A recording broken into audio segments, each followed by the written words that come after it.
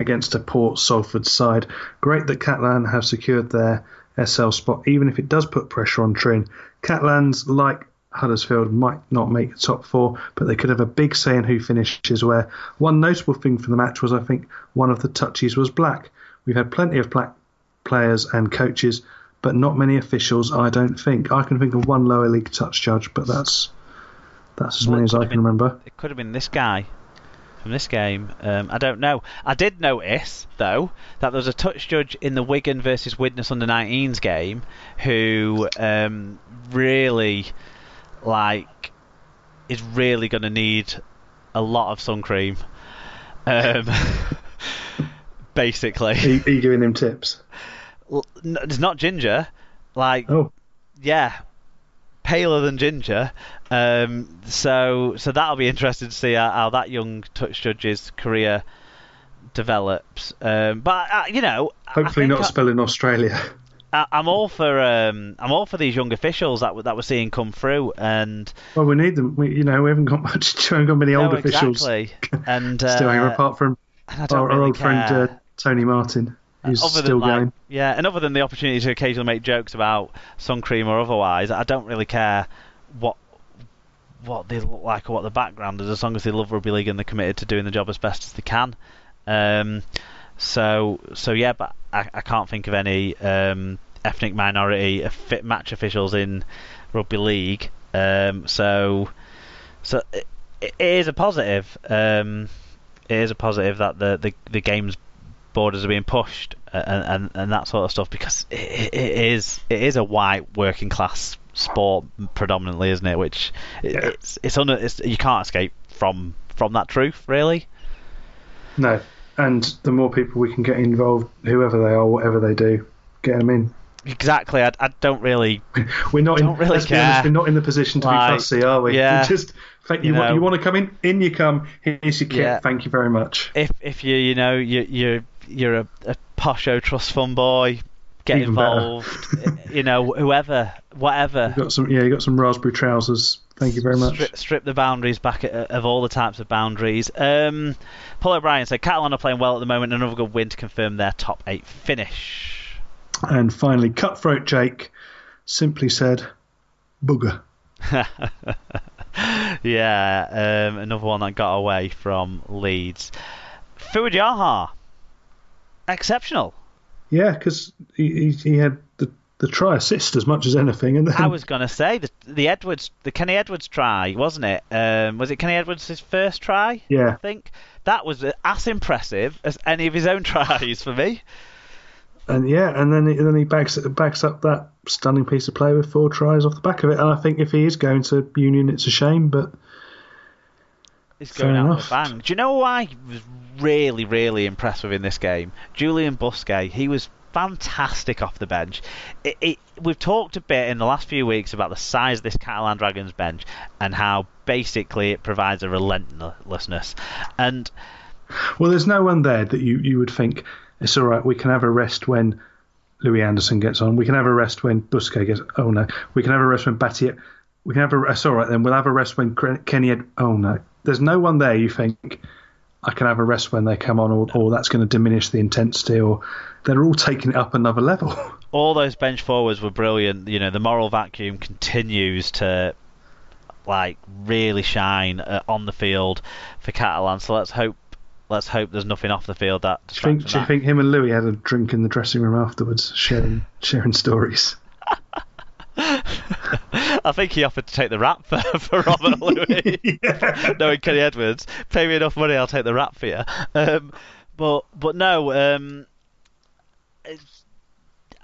Sammy Stoney Lange even didn't look shit in this game, which is pretty remarkable, because even in this great performance, I still felt like they were kind of carrying an extra, not really sure where to play him player in the pitch, because Tony Gigo and Josh Drinkwater were doing so much of the playmaking, and Gigo was popping up in the bit I saw. Gigo was popping up and getting involved, and full leg of laminate.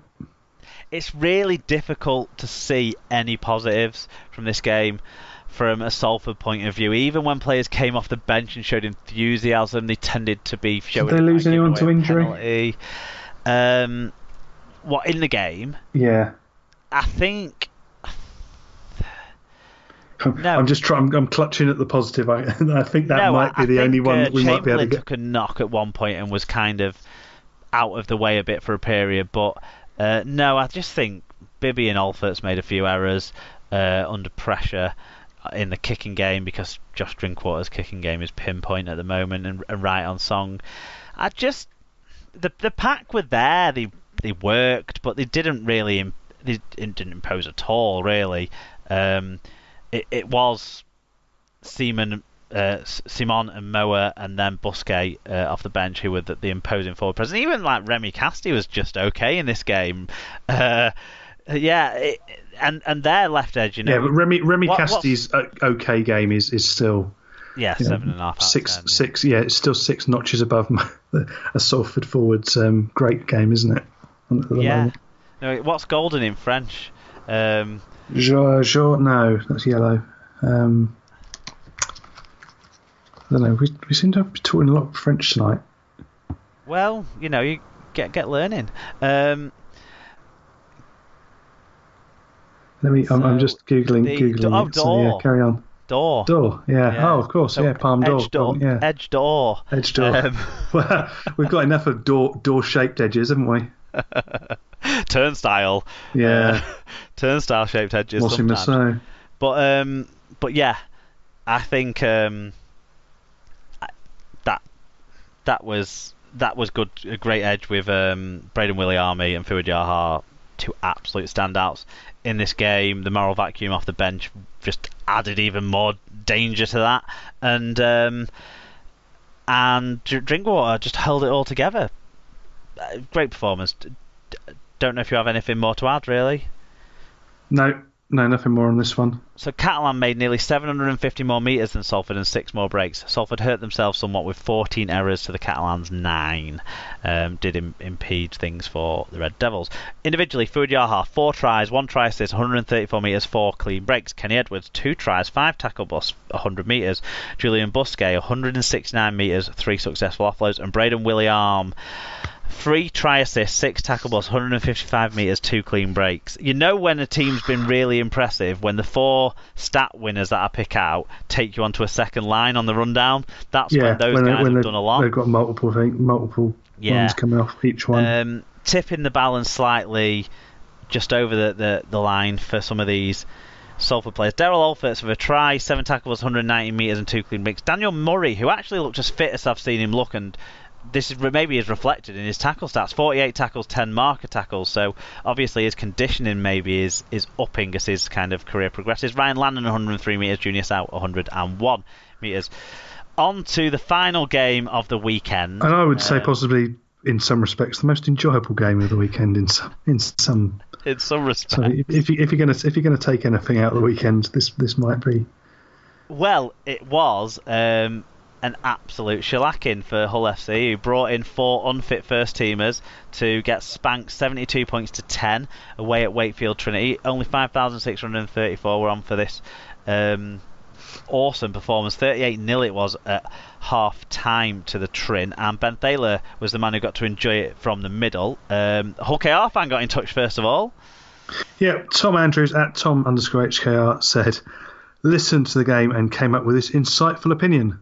Ha ha ha ha ha ha ha ha ha ha ha ha. Breathe. Ha ha ha ha ha ha ha ha ha ha. See you on Friday. Hope we put this score on you too. Damn right, Tom. His optimism maybe has slided after the suspension news. Well, there's at least one of those suspensions that's a positive. John Hamilton simply said, "Oh shit." And Cutthroat Jake responded with, fuck. Rich Langley said, at best we were just trying to give players match fitness and give Wakey a boost. At worst we were fielding a team with no idea what they were doing and players who were terribly out of their depth. Consign this to the history books, roll up the sleeves and make a proper game of it next week. Yep, Joshua's granddad said couldn't score in a brothel until Trin put their feet up and then a mighty 10 recovery. Out-muscled, out-paced, out-infused. It's hard to find any positives. At least we have KR next week, which should cause a response. Hard to think of a worse performance in over 50 years of watching. Joshua said, we changed too many non-fit players in our squad and weren't good enough at all. They weren't great either, but no one on the field was any good. We were quite lucky that they didn't get 80. I love the way that an 8-year-old gives us the most insightful commentary on the game. It's just fantastic, isn't it? Yeah, Brian Davies said, Wakey were red hot. Everything that they tried came off. Everything Hull tried went wrong. Several times Wakey scored. FC kicked off and Trin scored again. FC was shocking. No enthusiasm. Typical Trin, though. Every time we get 72 points up, we relax. We must learn to finish teams off. Grand final certainties. Oh, Brian. Sarah said, we were devoid of ideas in attack. Our tackling made Joshua look like Danny Houghton in years gone by. Too many unfit players. That's harsh from Joshua. Too many players have already signed contracts, and we were only playing Wakefield. How wrong can you get? It was like men against boys. Their players were all bigger and stronger than us. They didn't have to get out of second gear to beat us, and we didn't even switch the engine on. Yeah, speaking of someone who's a professional at switching an engine on, Phil Nadin says, what a day. Never in all my time of going to games have I been so angry. It was bad enough I got sun cream all over my sunglasses, so it looked like I had a soft focus filter all day. I think you need it. Brilliant. I then got sun cream in my eye, which then started stinging like a bitch and was leaking like a bloody hosepipe. But to top it off the day, they ran out of pies, chips and water. The mushy prees were crap. Oh yeah, and FC got hammered. Oh, well done, Phil. Amazing. That one cracked me up when I was putting the rundown together last night.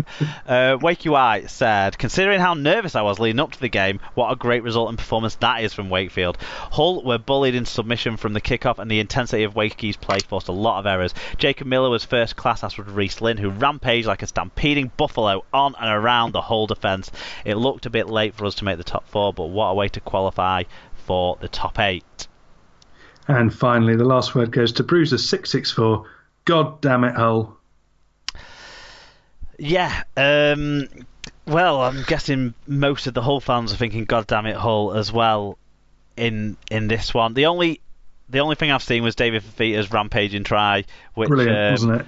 And it was just brilliant from his point, but the sort of it was like watching the big player in an under-9s game. That there was one player that's charging through, and everyone else is just bouncing off like sort of pinballs. It was reminiscent of that footage that went viral of that kid like ploughing from New Zealand, yeah, a couple of years ago. Ryan Amster had 5 try assists and kicked 12 goals from 13. He is he's starting to look like a halfback. I can't believe I'm saying it. Steady on. There you go, though. If you give someone enough chance, yeah, he seems to have taken it at this stage. Every credit to him. Jacob Miller alongside him helps a lot. He's such a sparky player, such a vital asset to the Wakefield Trinity cause, and they've got 2 of the best 3 centres in the competition this year in Bill Tupu and Reece Lynn, given Callum Watkins' early injury kind of situation and dropping out into the 8s for his lead side that he won't even get to the middle 8s that he won't even get to feature in. Take him out of the equation, and you're talking Percy and these 2, aren't you? Yeah. 3-horse race for the Dream Team. Definitely, I think Tupu will probably edge it slightly for me. Yep. Just on his. I don't think there's much more to say about this one other than just the almost slightly comedic element towards the end of you just wondered how bad it was going to get. I mean, obviously, if it'd been League One and it was in Trinity or a Heartland side playing an expansion side, we'd already be calling for Hull to be ejected out of the game immediately, wouldn't we? But I mean, yeah, it does add an extra interesting dynamic to Friday night. So who knows? We might just get something out of it. But yeah. I mean, I'm guessing it was hard for Wakefield fans to pick out a man of the match and things like that, because it just sounds like everyone did their jobs perfectly. But what a way to seal your place in the 8 with that performance is. Yeah. Because that's going I think that's going to give them 4 points over at least, just in the psychological boost, and that they'll know they can come and do that now. Well, they've done this over, the other people that had to win to get in. Huddersfield did it over maybe a little bit of a patched up Cast side. I'd certainly had some of the key performers out.